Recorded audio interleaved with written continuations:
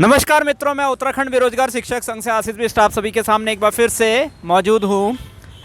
Guest टीचरों की मांगे जो हैं वो सामने निकल के आ गई हैं और आपको बता दें, जिस प्रकार से इन्होंने एलटी भर्ती के अंदर खुद को परमानेंट करने की कोशिश करी, या ये कह सकते हैं परमानेंट नहीं करा, बट इन्होंने एक्स्ट्रा मार्क्स की जो कोशिश करी वो कहीं ना कहीं उनके लिए बहुत बड़ी डिसअपॉइंटमेंट थी। और उसके बाद अब गेस्ट टीचर जो है वो अपने अगले कदम की ओर बढ़ चुके हैं। उन्होंने सरकार से दोबारा से मांग करी है। लगभग 4000 गेस्ट टीचर हैं यहाँ पे उत्तराखंड के अंदर। उन्होंने मांग करी है कि हमारे नियमितीकरण को लेकर या हमारी जो सैलरी बढ़ाने को लेकर अगर सरकार जल्दी ठोस कदम अगर नहीं उठाती है तो वो अब इस चीज़ को लेकर एक महा आंदोलन बाद में करने वाले हैं। इन्होंने इसी उपलक्ष्य में एक दिन का उपवास भी रखा। जो मुख्य लोग हैं इसमें अभिषेक भट्ट आई थिंक वो हैं, और अन्य अन्य अतिथि शिक्षक हैं जो मुख्य पदों पे बैठे हुए हैं। उन्होंने एक दिन का उपवास भी रखा इस संदर्भ में और सरकार को चेतावनी दी है कि अतिथि शिक्षकों के भविष्य को लेकर सरकार बिल्कुल भी चिंतित नहीं है, कोई ठोस नीति नहीं बना रही है उनकी नियमितीकरण को लेकर, और यहाँ पे उनके भविष्य को सुरक्षित करने को लेकर सरकार कुछ नहीं कर रही है। झरना कामठान जी से भी इनकी मुलाकात हुई और उस दौरान झरना कामठान जी ने कहा कि इनकी मांगों को लेकर एक बैठक जो है वो बुलाई जाएगी। आश्वासन दिया कि इनकी मांगों को पूरा करने के लिए झरना कामठान जी जो है वो एक मीटिंग, मतलब कि एक मीटिंग होगी और उसमें डिसाइड किया जाएगा कि इनकी कौन सी मांगों को मानना है, कौन सी मांगों को नहीं मानना है, या सारी मांगों को मानना है या नहीं मांगना है। अब देखिए, बात यह है कि एलटी में आपको भी याद होगा कि परिणाम बहुत जल्द आने वाला था, लेकिन कहीं ना कहीं ये जो गेस्ट टीचर्स थे, कुछ गेस्ट टीचर्स जो हाई कोर्ट चले गए थे और उन्होंने एक्स्ट्रा मार्क्स को लेकर जिस प्रकार से हाई कोर्ट में अपनी मांगों को रखा, उसकी वजह से ऑलरेडी एलटी का जो रिज़ल्ट है वो जनवरी माह में खुलता है, काफ़ी लेट हो जाती है, और उसमें कहीं ना कहीं आप ये कह सकते हैं कि उनको एक हताशा देखने को मिलती है। और अभी आप ये कह सकते हैं कि वो अपने अगले कदम की ओर जा चुके हैं, जिसमें वो अपने क्या बोलते हैं सैलरी को बढ़ाने को लेकर मांग रखी है कि 35,000 उनकी सैलरी की जाए, ये मांग है। उसके अलावा अपने जो नियमितीकरण के लेकर एक ठोस नीति बनाई जाए कि उनको नियमित किया जाए, किसी भी तरीके से उनको नियमित किया जाए, परमानेंट किया जाए। आई थिंक ये उनकी मांग है। तो मेरे हिसाब से देखिए, 2015 से ये लोग लगे हुए हैं, 2024 आ चुका है। तो गेस्ट टीचर क्या होता है? गेस्ट टीचर क्या होता है? गेस्ट टीचर ऑब्वियस ही बात है, मेहमान आपके जब घर में आते हैं, थोड़े टाइम के लिए रहते हैं और उसके बाद वो अपने घर चले जाते हैं। लेकिन अगर वो मान लीजिए कि आपके घर पूरी ज़िंदगी भर, जब तक वो पूरी ज़िंदगी भर अगर बैठे रहे, मान लीजिए वो पूरी ज़िंदगी भर आपके घर में बैठे रहे, तो कहीं ना कहीं आप भी परेशान हो जाएंगे। सीधी सीधी बात है। कॉन्ट्रेक्चुअल टीचर का काम केवल इतना है कि जब तक स्थायी टीचर नहीं आ जाता तब तक वो वहाँ पे पढ़ा सकते हैं, लेकिन जैसे ही स्थायी टीचर आ जाएगा तब उनका कोई भी रोल नहीं बनता है आगे पढ़ाने का, भले वो 10 साल पढ़ाए चाहे कितने साल भी पढ़ाए। ये सीधी सीधी बात समझ में आनी चाहिए सभी अतिथि शिक्षकों को और बाकी सबको। नियमितीकरण सोल्यूशन नहीं हो सकता। प्राइवेट स्कूल में भी बहुत सारे 15-15 साल से 20-20 साल से लोग पढ़ाते हैं, सीधी सीधी बात है। 15 साल हो गए, 20 साल हो गए, कई प्राइवेट स्कूलों में, इतने सारे प्राइवेट स्कूलों में टीचर्स पढ़ा रहे हैं। उन्होंने तो अपनी नियमितीकरण की आज तक बात नहीं करी, तो आप किस बात के लिए नियमितीकरण की बात कर रहे हैं भाई? आपके भविष्य को, भाई आप एक टैलेंटेड टीचर बनिए, अच्छे टीचर बनिए। आप अगर टैलेंटेड टीचर बनेंगे, अच्छे टीचर बनेंगे, बहुत अच्छे से बच्चों को पढ़ाएंगे, तो आपके लिए सारे दरवाजे खुले हैं, हर तरफ दरवाजे खुले हैं। ये स्थायी भर्ती में पहले आप यहाँ पे रिज़ल्ट को आप हाई कोर्ट में ले जाते हैं, एलटी का मामला हाई कोर्ट में ले जाते हैं, फिर आप इस तरीके से रिज़ल्ट को 2 महीना 3 महीना डिले करवाते हैं, फिर एक्स्ट्रा मार्क्स के चक्कर से 2 महीना 3 महीना डिले कराते हैं, उसके बाद जाके रिज़ल्ट खुलता है। अब आप अपने नियमितीकरण के लिए ये सब चीज़ें कर रहे हैं। देखिए, आपके भविष्य का एक अच्छा मैं कह सकता हूँ, आप अपनी पढ़ाई की नीति को, यानी कि जिस तरीके से आप बच्चों को पढ़ा रहे हैं, आपने सबने बीएड किया है, सबने वो किया है, आपको पता है कि बच्चों का भविष्य कैसे संवारा जा सकता है। अगर उसमें क्वालिटी टीचिंग में इंप्रूवमेंट अगर आप लाएंगे तो आपको नियमितीकरण की कहीं भी ज़रूरत नहीं पड़ेगी, आपको स्थायी शिक्षक बनने की ज़रूरत नहीं पड़ेगी। आप एक टैलेंटेड टीचर होंगे तो सीधी सीधी बात है, आप कहीं पे भी अच्छा खासा पैसा कमा सकते हैं, अच्छी खासी नौकरी कर सकते हैं। बिल्कुल ये चीज़ होनी चाहिए, एक टीचर के अंदर लगन होनी चाहिए बच्चों का भविष्य बनाने की। उसको कभी ये नहीं सोचना चाहिए कि मुझे परमानेंट टीचर बनना है, मेरे को अपना भविष्य सुरक्षित करना है।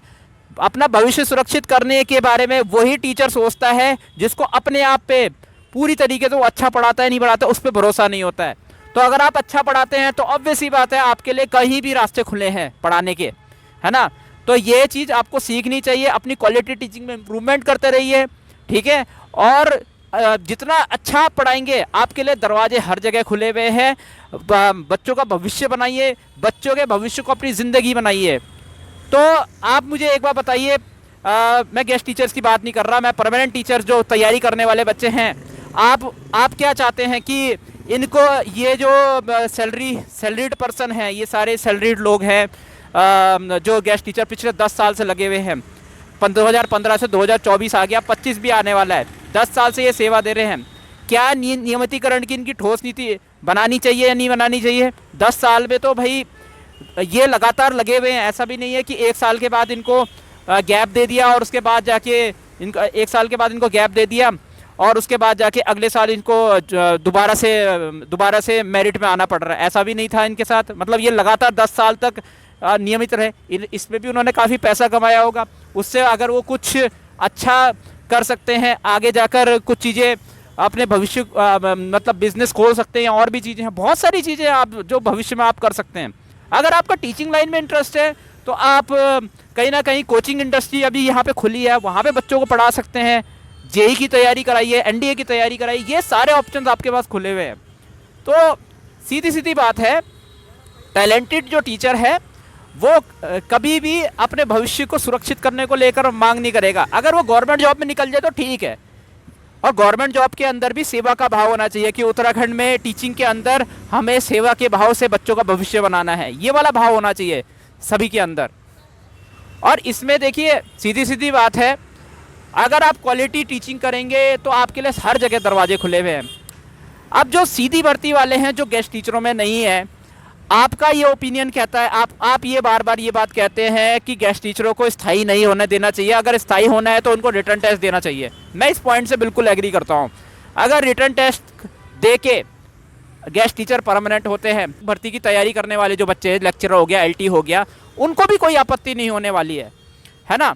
नहीं तो आप ये समझिए जो permanent teacher versus guest teacher का जो मामला है वो बहुत लंबा चलता जाएगा, और आपके भविष्य को लेकर कहीं ना कहीं ये वाले लोग भी, आप कह सकते हैं जो परमानेंट टीचर की तैयारी करने वाले बच्चे हैं, ये कहीं ना कहीं बहुत नाराज़ होंगे अगर आपको परमानेंट कर दिया जाएगा। तो देखो, मेरे पास भी एक सोल्यूशन है जो गूगल मीट में मैं कई बार डिस्कस कर चुका हूँ, है ना।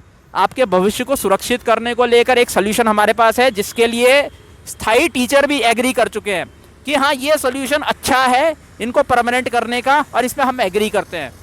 और उसमें ऐसा रहेगा कि आप शायद से मतलब पूरी तरीके से आपको नियमितीकरण भी मिल जाएगा, लेकिन इस तरीके से नहीं।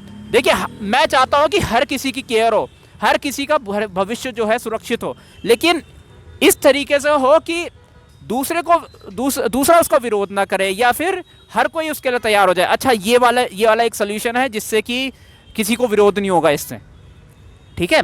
तो एक बार बातचीत करके देखिए अतिथि शिक्षक और जो स्थायी भर्ती वाले शिक्षक की तैयारी करने वाले बच्चों है, सबके सब मिलकर एक डिस्कशन कीजिए कि इनके भविष्य को लेकर, अतिथि शिक्षक के भविष्य को लेकर स्थायी शिक्षक की तैयारी करने वाले बच्चे क्या कर सकते हैं, और अतिथि शिक्षक स्थायी भर्ती करने वाले टीचर की वैकेंसी बढ़ाने के लिए क्या कर सकते हैं। एक सोल्यूशन अगर हम ढूंढेंगे तो हाई कोर्ट में हस्तक्षेप करने की ज़रूरत भी नहीं पड़ेगी। सीधा सीधा सरकार को भी अप्रोच करना, ये करना वो करना, सरकार भी पता नहीं इसका सोल्यूशन निकाल पाएगी, लेकिन हमारे बीच में एकजुटता का होना बहुत ज़रूरी है। तो एक डिस्कशन ज़रूर होना चाहिए अतिथि शिक्षकों में, और सीधी भर्ती वाले जो बच्चे तैयारी करने वाले हैं उनमें डिस्कशन होना चाहिए। एक बीच का समाधान निकालना ज़रूरी है। समाधान मेरे पास भी है, अगर वो समाधान में दोनों तरफ के लोग एग्री कर जाते हैं तो मुझे लगता है आने वाले समय में बच्चों के भविष्य को लेकर जो क्वालिटी टीचिंग है वो भी अच्छी हो पाएगी, अतिथि शिक्षकों का भविष्य शायद उसमें भी बन जाएगा, और साथ साथ जो सीधी भर्ती वाले बच्चे हैं उनको आने वाले टाइम में ज़्यादा पोस्टें सीधी भर्ती के अंदर देखने को मिलेगी। तो ये 3 चीज़ें जो हैं वो पूरी हो जाएगी आने वाले समय में। तो डिस्कशन कीजिए। मैं हाथ जोड़ के दोनों वर्गों के जो लोग हैं उनसे आग्रह करता हूं, एक बार डिस्कशन करके देखिए, थोड़ा सा एडजस्टमेंट कीजिए, थोड़ा सा एडजस्टमेंट कीजिए, थोड़ा सा इधर वाले एडजस्टमेंट कीजिए, थोड़ा सा उधर वाले एडजस्टमेंट कीजिए, और एक सोल्यूशन जो है हम निकालने का वहाँ से प्रयास करते हैं। सोल्यूशन मेरे पास भी है, मैं कई बार गूगल मीट पे इस सोल्यूशन को डिस्कस कर चुका हूँ। और अगर दोनों तरफ वाले लोग आते हैं और बोलते हैं कि मैं अतिथि शिक्षक हूँ, मैं अतिथि शिक्षक में नहीं हूँ, मैं सीधी भर्ती की तैयारी करता हूँ, तो अगर उस सोल्यूशन पे एग्रीमेंट होता है तो एक पत्र जो है वो सरकार को लिखा जा सकता है और उस तरीके से उस समस्या का समाधान जो है वो निकाला जा सकता है।